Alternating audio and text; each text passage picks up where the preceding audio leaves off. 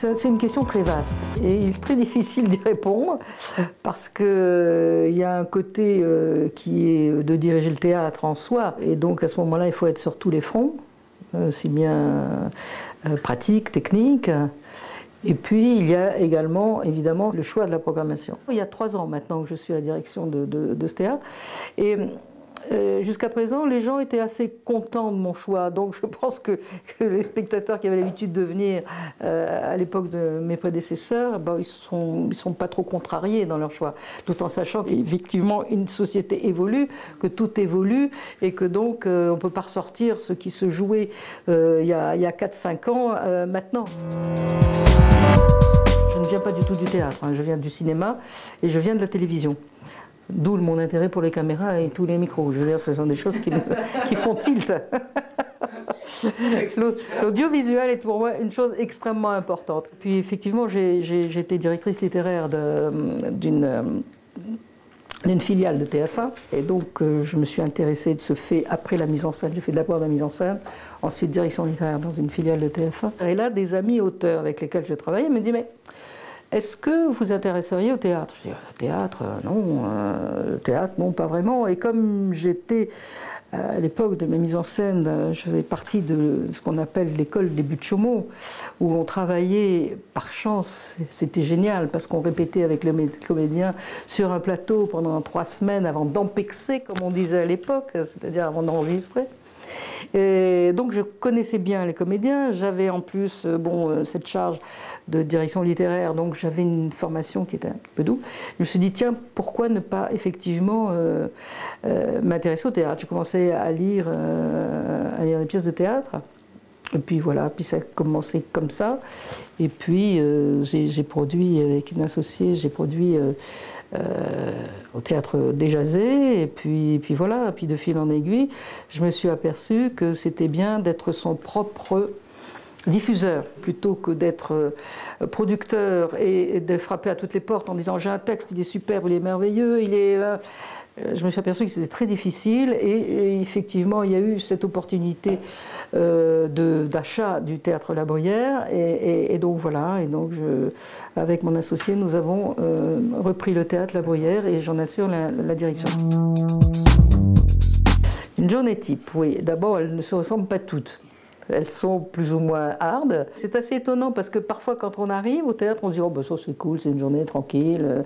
Et c'est à ce moment-là que, padaboum, il y a plein de trucs qui arrivent, il y a des mails, il y a des coups de téléphone, il y a plein de choses qui font que il y a une complication dans la journée et que tout à coup on est obligé d'aller sur tous les fronts, de brasser plusieurs affaires en même temps. Donc il y a parfois des journées types comme ça qui sont très marquantes, qui sont très dures et certains jours au contraire on dit « Oh là là, quelle journée lourde et tout se passe comme une lettre à la poste ». C'est pas la routine. Non, c'est pas la routine. Oui, c'est agréable, c'est agréable. Il y a plein de tempêtes, il y a plein de choses comme ça, mais il y a plein de moments qui sont formidables.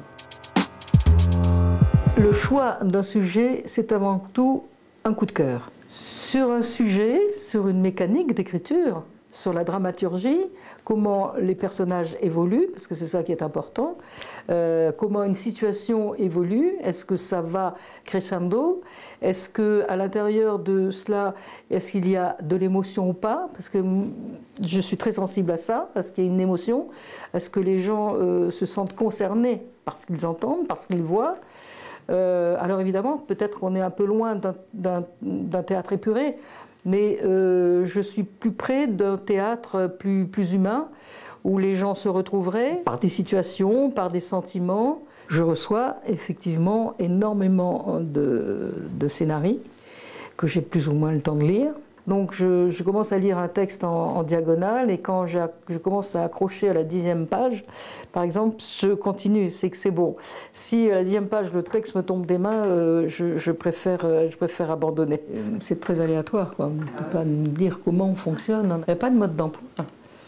C'est souvent à l'instinct, c'est souvent un truc comme ça, quoi. Il faut que ça me plaise et que je me dise, est-ce que ça peut plaire à d'autres ? Parce que c'est ça qui est important dans la programmation. On n'a pas seulement un ressenti personnel. Parce que le Théâtre La Bruyère a une longue histoire, une belle histoire. Et je ne peux pas faire n'importe quoi, Théâtre La Bruyère. Je ne peux pas faire un théâtre, franchement, de boulevard. Ce n'est pas parce que c'est un style que je n'aime pas. Au contraire, j'aime beaucoup le théâtre de boulevard. C'est pas un art mineur, hein, loin de là, c'est pas un théâtre mineur.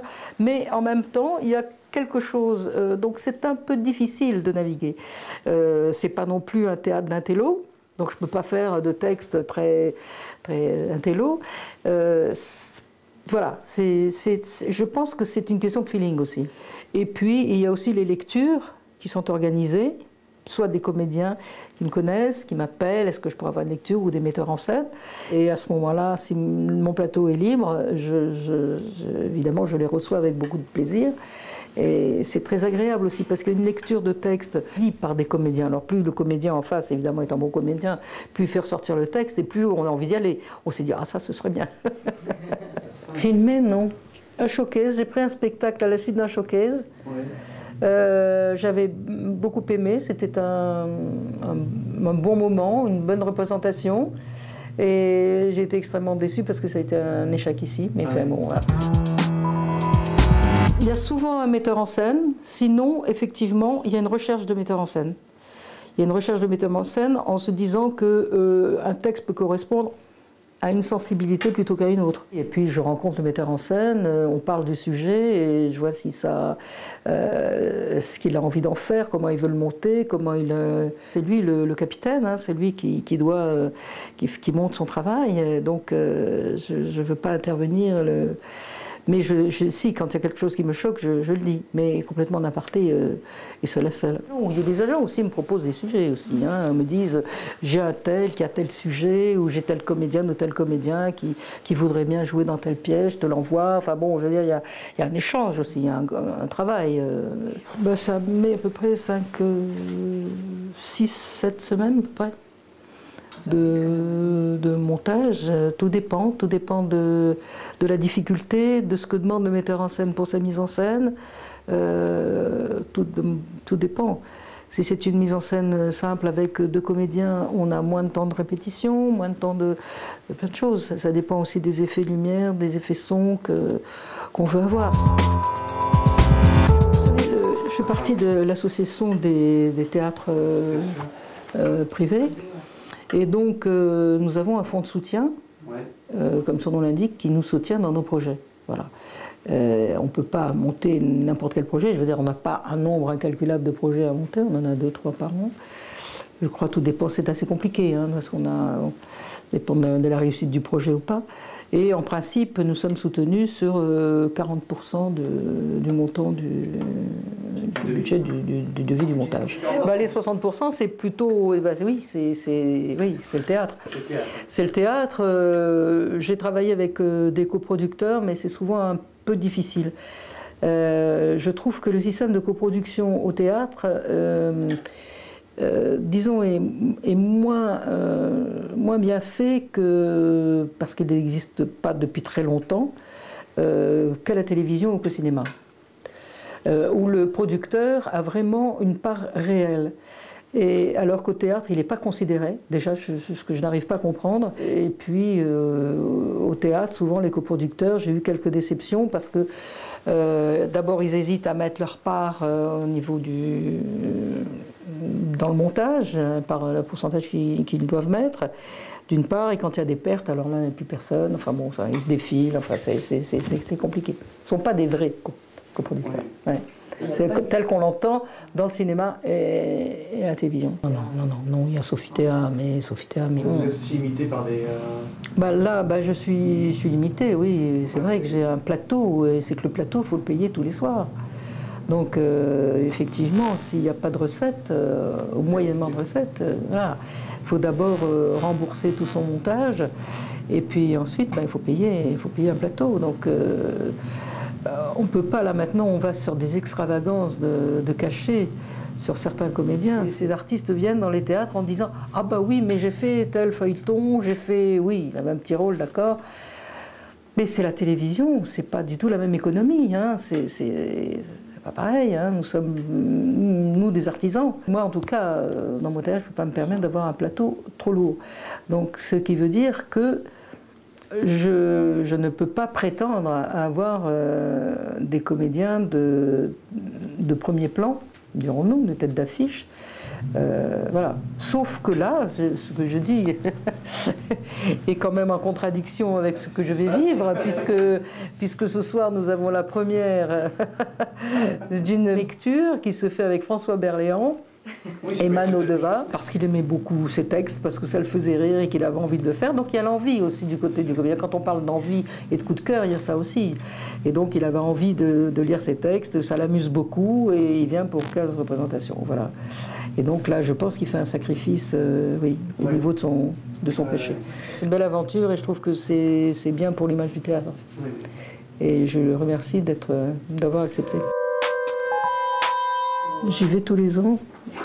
Pour repérer les metteurs en scène, des fois c'est bien. Non, mais j'aime bien, mais je trouve ça très très fatigant. C'est tuant, c'est vraiment crevant. Et tous les ans, je diminue un peu mon séjour. Avant, c'était une semaine et demie, 10 jours, une semaine et demie. Après, ça diminué. Je crois que cette année, je vais faire 4 jours.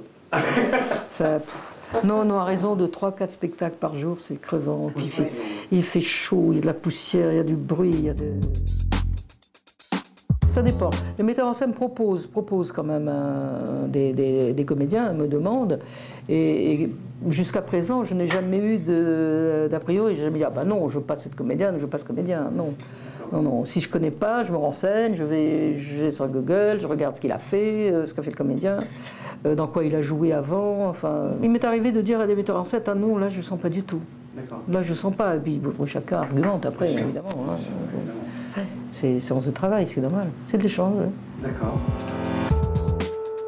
Par mail. Par mail, appelé, non, parce que ça sonne tout le temps par mail. On peut envoyer le texte, mais il faut quand même faire une petite note explicative quand même. Ce qui est très dur, c'est quand ce sont des gens que j'estime beaucoup, qui m'envoient un texte et que j'accroche pas ce texte. Alors là, ça m'ennuie, quoi. C'est très difficile. Ouais, toujours difficile de refuser. Vous savez tout là maintenant. Vous savez toute ma vie.